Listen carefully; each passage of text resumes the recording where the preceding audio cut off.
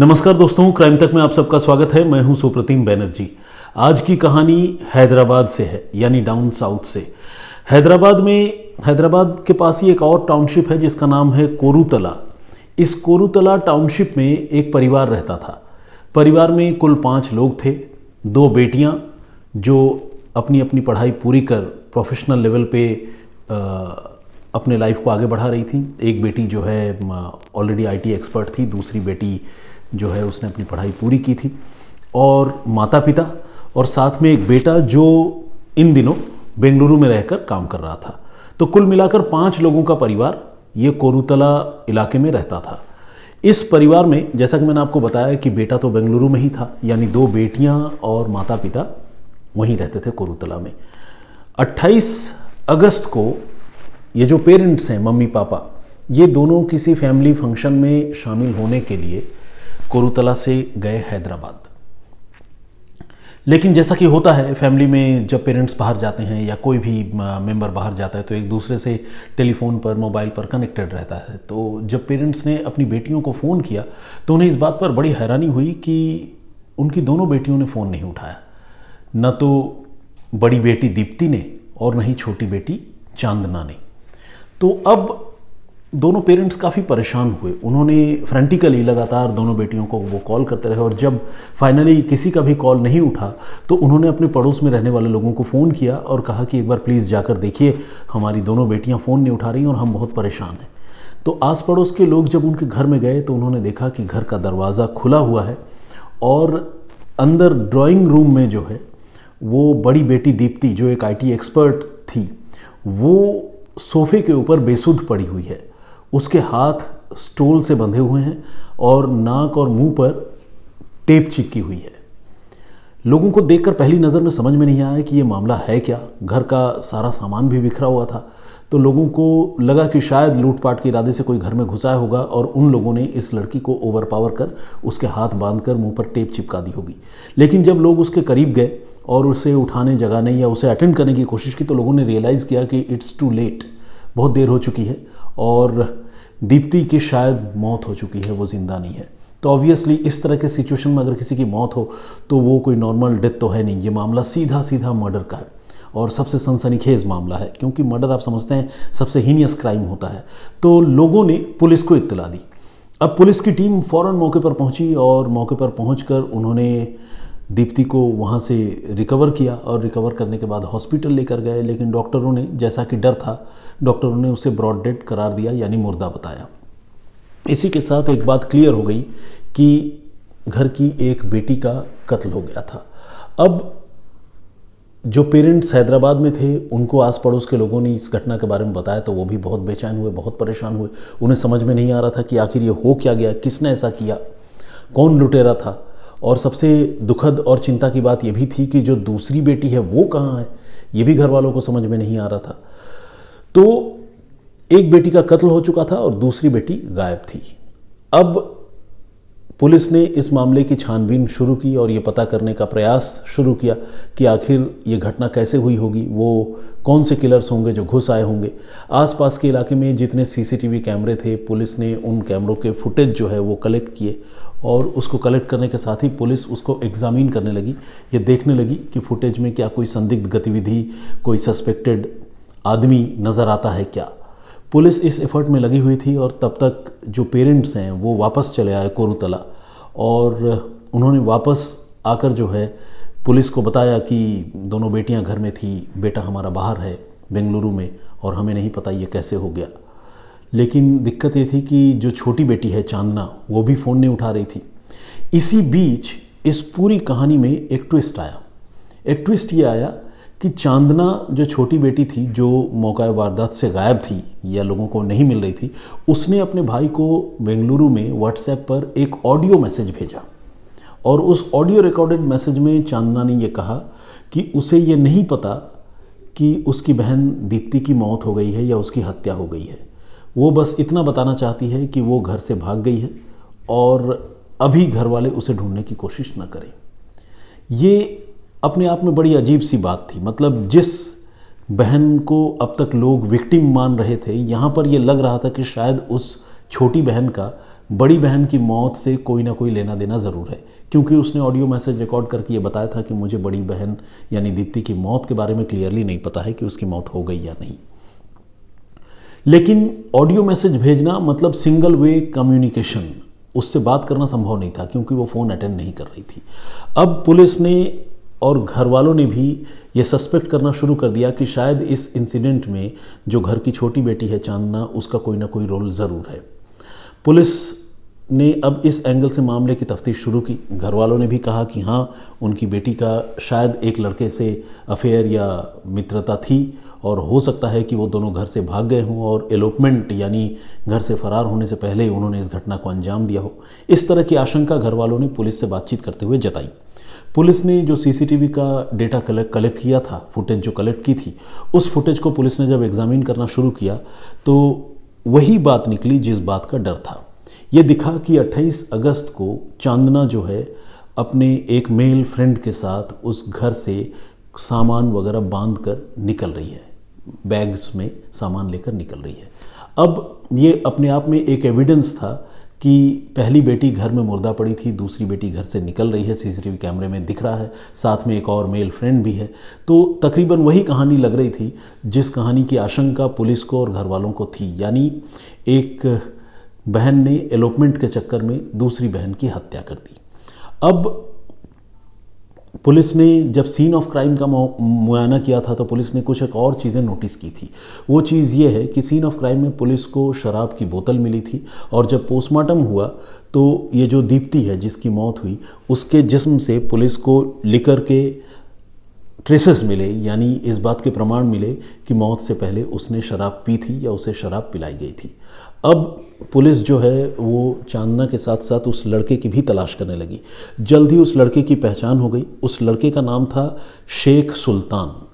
अब पुलिस ने शेख सुल्तान के बारे में ज़्यादा से ज़्यादा जानकारी जुटाई, उसके परिवार वालों के बारे में भी जानकारी जुटाई और ये पता चला कि ये दोनों जो है पढ़ाई लिखाई के दौरान कभी बैचमेट थे और तभी से इन दोनों का अफेयर चला आ रहा था। लेकिन शेख जो है इस शादी से थोड़ा पीछे हट रहा था क्योंकि वो फाइनेंशियली बहुत वेल ऑफ नहीं था और उसके पास कोई नौकरी नहीं थी। लेकिन ये जो लड़की है चांदना, ये अपने पार्टनर को, शेख को, इस बात के लिए लगातार इंसिस्ट कर रही थी कि उसके घर में काफ़ी रुपए पैसे हैं उसके पेरेंट्स के पास और जेवर वगैरह भी हैं, तो वो अगर इन चीज़ों को लेकर अपने घर से भाग जाए तो उनकी आने वाली ज़िंदगी सुकून से गुजर सकती है। तो इस तरह का एक इन्वेस्टिगेशन में इस तरह की एक कहानी सामने आ रही थी। अब पुलिस को इस कहानी की तस्दीक करनी थी। पुलिस ने शेख सुल्तान और उसके घर वाले जितने लोग हैं प्लस चांदना, इसका भी मोबाइल नंबर लेकर उन सबको सर्विलांस पर लगाया और जब सर्विलांस पर लगाया तो पुलिस ने देखा कि ये सारे लोग, जिनमें से कुछ लोगों के नंबर जो है वो स्विच्ड ऑन थे, ये लोग जो है वो ट्रैवल कर रहे हैं टुवर्ड्स तेलंगाना टू महाराष्ट्र, मतलब हैदराबाद से महाराष्ट्र की तरफ और ख़ासकर नागपुर की तरफ ये लोग ट्रैवल करना है। पुलिस को जब इस बात की जानकारी मिली और इंटरसेप्ट पुलिस करने में कामयाब हो गई तो बीच रास्ते से ही उन्होंने इस मामले के जितने कैरेक्टर्स हैं, जितने किरदार हैं, सबको पकड़ लिया। एक तो चांदना को पकड़ा जो घर की बेटी है, दूसरा शेख सुल्तान जो उसका बॉयफ्रेंड है उसे पकड़ा, शेख सुल्तान की माँ आलिया इसे पकड़ा गया, बहन फातिमा उसे पकड़ा गया और शेख का एक दोस्त था उसे भी पुलिस आधे रास्ते से पकड़ने में कामयाब हुई।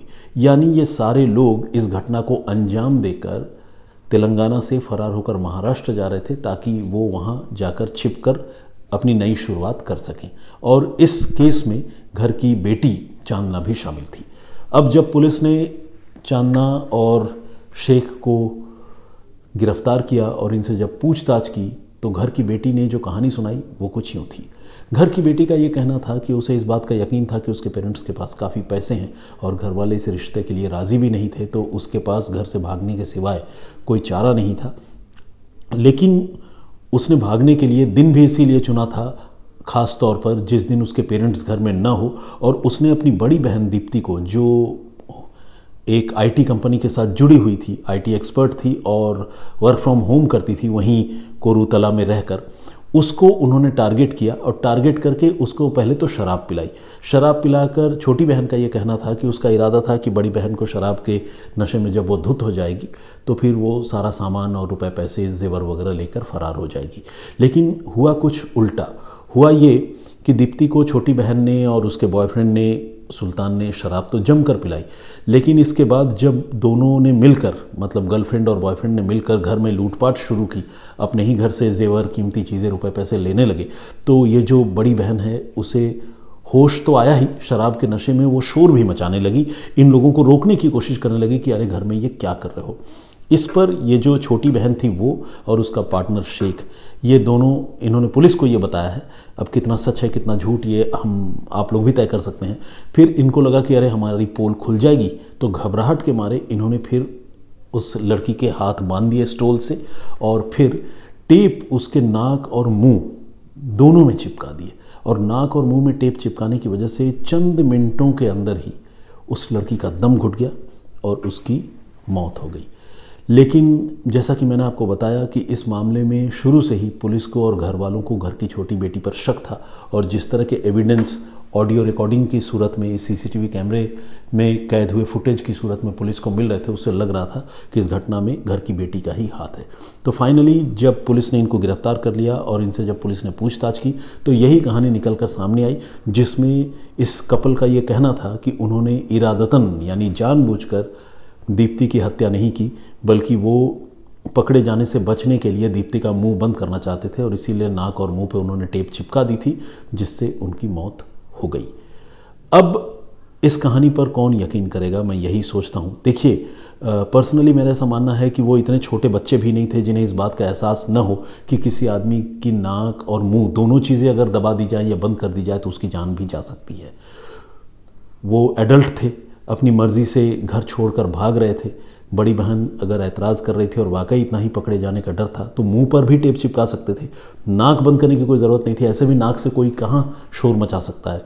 तो मुझे तो ऐसा लगता है कि शायद ये गुस्से में किया गया, डिलिबरेटली किया गया एक मर्डर है, जिसको ये लोग गैर इरादतन हत्या बताने की कोशिश कर रहे हैं। खैर, पुलिस को एविडेंसेस कोर्ट में पेश करने हैं और देखने वाली बात यह होगी कि इस मामले में गुनहगारों को कब तक सज़ा मिलती है और क्या सज़ा मिलती है। तो ये कहानी यहीं तक। लेकिन इस सिलसिले को ख़त्म करने से पहले मैंने जो प्रीवियस स्टोरी आप लोगों को सुनाई थी उसमें मैंने आपको बताया था कि किस तरह से एक्सीडेंट में हुए एक शख्स की मौत एक दूसरे शख्स के कत्ल की वजह बन गई। अपने आप में बहुत अजीब और चौंकाने वाली कहानी है। तो अगर आप लोगों ने उस कहानी को अभी तक नहीं देखा है तो आप सबसे रिक्वेस्ट है कि क्राइम तक के प्लेलिस्ट में जाकर सुप्रतिम से सुनिए में सर्च कीजिए और उस कहानी को देखिए प्लीज़ और सुनिए। तो जिन लोगों ने कमेंट किया है, आइए कुछ लोगों के नाम पढ़ता हूँ। सबसे मामुनी बोरगोहाई का कमेंट दिख रहा है सबसे ऊपर, थैंक यू वेरी मच मामुनी। और उन्हें इस बात की बड़ी हैरानी है कि कोई इंसान किसी दूसरे इंसान की जान 30,000 रुपये के लिए ले लेता है। देखिए, सच तो यह है कि मैंने एज ए क्राइम रिपोर्टर ये देखा है कि 30,000 रुपये तो फिर भी बहुत बड़ी रकम हुई। 10 रुपये के लिए, यहाँ तक कि एक बीड़ी के लिए भी लोग यहाँ एक दूसरे की जान ले लेते हैं। तो इसीलिए बहुत ही सजग सतर्क रहने की ज़रूरत है और अपनी सुरक्षा जो है इंसान को उसके बारे में हमेशा सोचना चाहिए। किसी भी आदमी को ललकारना, गलत तरीके से इंटिमिडेट करना, डराना, ब्लैकमेल करना और इस कंडीशन में लेकर जाना कि वो अनएक्सपेक्टेड कदम उठा ले, ऐसा हम में से किसी को भी नहीं करना चाहिए, क्योंकि हमें नहीं पता कि सामने वाले के दिमाग में क्या चल रहा है। ये मेरा तजुर्बा है एज ए क्राइम रिपोर्टर, जो मुझे लगता है कि बीच बीच में आप लोगों से शेयर करना चाहिए। विजेंद्र सिंह जी का कमेंट आया है, इन्होंने लिखा है कि वेरी गुड और interesting story, thank you very much. Shankar Lal Bishnoi ji regular comment करते हैं। रमन कुमार जी का कमेंट है। रूपा चट्टोपाध्याय का कमेंट है और इन्होंने लिखा है कि today's most crimes are done by near and dear ones. बिल्कुल आपका कहना सही है। अनजान लोग, रॉबर्स या डकैत वो तो होते ही हैं। जैसे आज ही की कहानी लीजिए, जो कहानी अभी मैंने आपको सुनाई उसमें छोटी बहन जो है बड़ी बहन के कातिल बन गई। तो नियर एंड डियर जो है वो आज के ज़माने में गुनाह करते हैं और बहुत बड़ी अपराध की वजह है। राजेश सरवारे जी का कमेंट है। प्रदीप भांबू जी का कमेंट है, बहुत बहुत स्वागत आपका। विवेक ठाकुर जी, आई एम शीतल शर्मा, इन्होंने लिखा है कि आज काम में इतनी व्यस्त हो गई कि वक्त का पता ही नहीं चला। थक कर कुछ देर के लिए यूट्यूब स्क्रॉल करने लगी तो आपकी कहानी दिखी। आपकी लाइव कहानी खत्म हुए 15 मिनट हो गए, तब पता चला कि 2 बज गए। इन शॉर्ट आपकी कहानी ने मुझे टाइम का एहसास कराया। थैंक यू वेरी मच, बहुत धन्यवाद इस तरह वक्त निकाल कर कमेंट करने के लिए और इतने अच्छे कॉम्प्लीमेंट्स के लिए। रेखा भट्ट जी ये बहुत आशीर्वाद देती हैं, thank you very much. Obviously मुझसे उम्र में काफ़ी बड़ी होंगी और हमारी रेगुलर लिसनर हैं और बहुत ही स्नेह करती हैं, thank you very much. Parup Shrestha ji Germany से कमेंट हैं, ये रेगुलर करते हैं, बहुत धन्यवाद आज आपका। रितिका जी, ये मथुरा स्टेशन पर बैठकर मेरी कहानी सुन रही है, इन्होंने ऐसा कहा है। विनीत राठौर जी, सुजाता सारा अब्राहम, इनका भी कमेंट है। इन्होंने लिखा है, सुप्रतिम भाई मैंने रक्षाबंधन पर पोस्ट लिखा था, please with yours and Shams भाई's picture, please acknowledge it and give me a like, please very sad story, I regularly listen to your stories. Thank you very much Sujata ji, बहुत बहुत धन्यवाद आपका इतने अच्छे कॉम्प्लीमेंट्स और इतनी अच्छी बातों के लिए।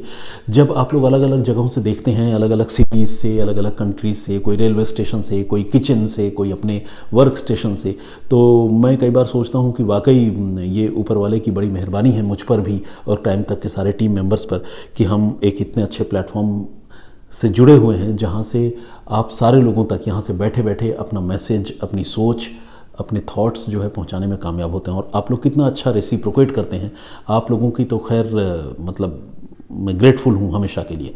रुद्रा जी का कमेंट है, बहुत बहुत स्वागत आपका। श्री हरद्वार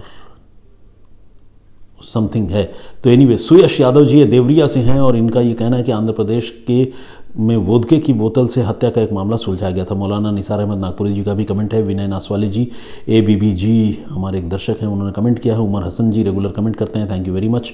मोहम्मद अफजल हुसैन, सुनी सा सबा ने भी कमेंट किया है और बहुत सारे लोगों ने कमेंट किया है। उमेश चौधरी, अर्चना रोगडे जी हमारी रेगुलर लिसनर हैं। काके चौधरी, लक्ष्मी देवी जी अरुणाचल प्रदेश से हमारे दर्शक हैं। GN योडू, इन्होंने भी कमेंट किया है। कुछ एक दर्शक हैं हमारे, साबिर साहब भी हमारे एक दर्शक हैं, उन्होंने लिखा था कि उनका नाम जो है मैं बहुत दिनों से पढ़ नहीं रहा हूँ, ले नहीं रहा हूँ, तो उन्होंने उस पर जो है थोड़ी जिसे कहते हैं ऐतराज़ कह लें या नाराज़गी कह लें या कह लें थोड़ी शिकायत की थी, तो मैं उनका भी नाम स्पेशली लेना चाहता हूं। और आप सारे दर्शकों का बहुत बहुत मैं धन्यवाद कहना चाहता हूं जिन्होंने भी कमेंट किया। जिन्होंने कमेंट नहीं किया उनका भी बहुत बहुत धन्यवाद। आप देखते रहिए और अगर कुछ कहना हो तो प्लीज़ कमेंट ज़रूर कीजिए। मैं इस प्लेटफॉर्म पर आप लोगों के नाम और कमेंट्स रेगुलर पढ़ता हूँ और आगे भी ये सिलसिला चलता रहेगा। फिलहाल मुझे इजाज़त दीजिए, अपना बहुत ख्याल रखिए, सुरक्षित रहिए। जय हिंद, जय भारत।